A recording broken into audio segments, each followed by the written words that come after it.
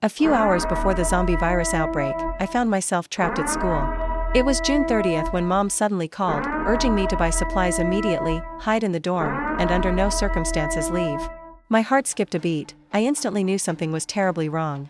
My parents, both researchers, wouldn't make such baseless claims without a serious reason. They urgently explained that a zombie virus had broken out in the city, and it was only a matter of time before it reached the university campus. After hanging up, they wired me some money, assured me they were safe, and implored me to protect myself. They also sent a relevant guide for survival. I quickly called back my 3 roommates who were out at the time.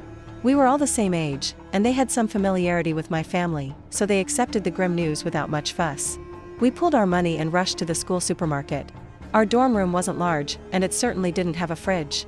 Based on its maximum capacity, we ordered self-heating hot pots, ramen, and other instant food products.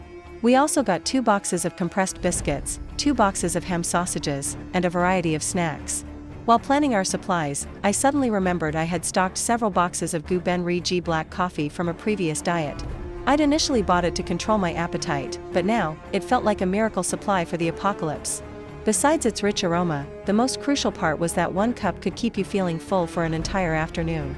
Tian, one of my roommates, picked up a bag, shook it, and joked, "Why don't we try feeding this to the zombies? Maybe if they're full, they'll stop biting people."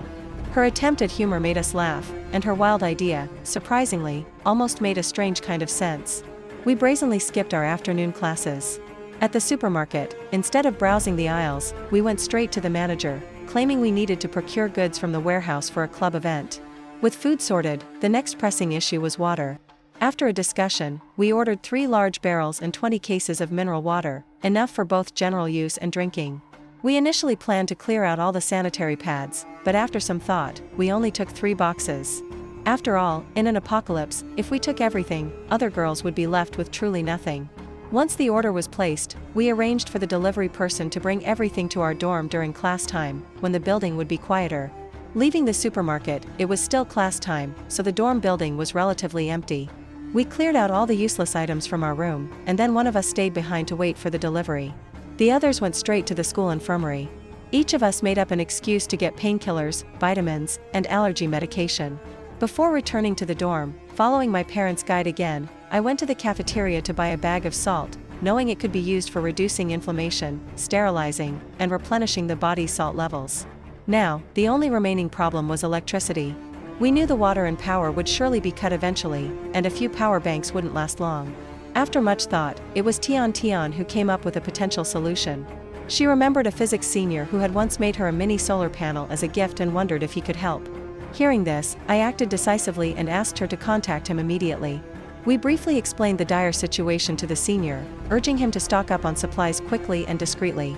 The senior was silent for a moment, and just as I began to suspect he didn't understand the gravity of what we were saying, he took out his phone and called his roommate, explaining the situation. His roommate, apparently quite a character himself, believed the story after just that one call.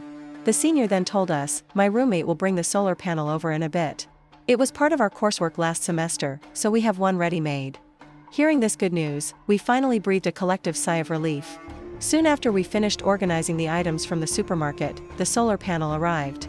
I was a bit surprised to see that the person who brought it was Mao Bufan, a well-known figure and quite the heartthrob at our school.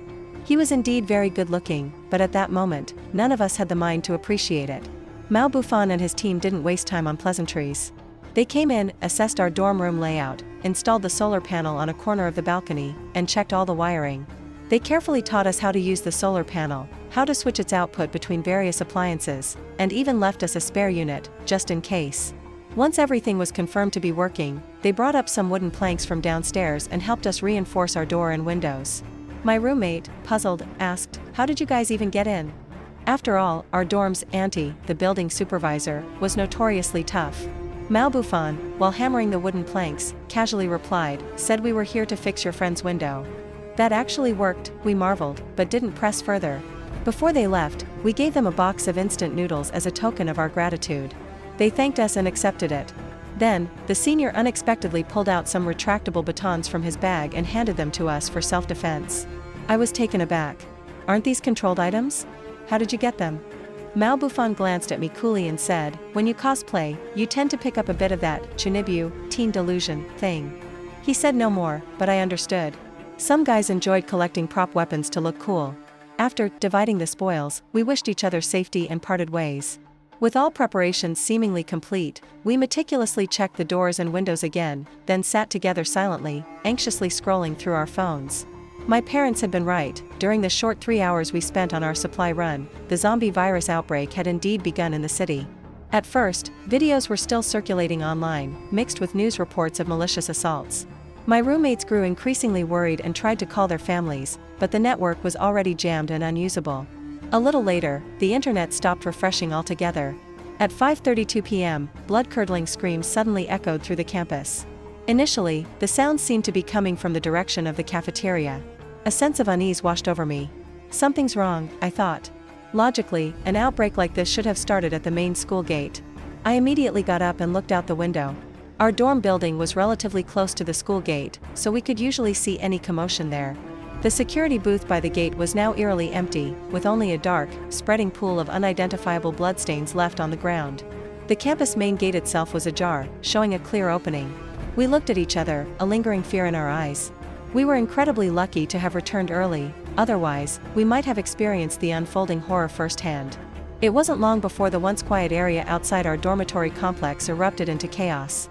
Those monstrous creatures, with their hideous, contorted faces, were relentlessly chasing the terrified crowds. Inside the dorm buildings, we could hear the sounds of people running frantically, their wails and desperate cries for help mingling into a horrifying cacophony. Then, suddenly, someone started frantically pounding on our dorm room door.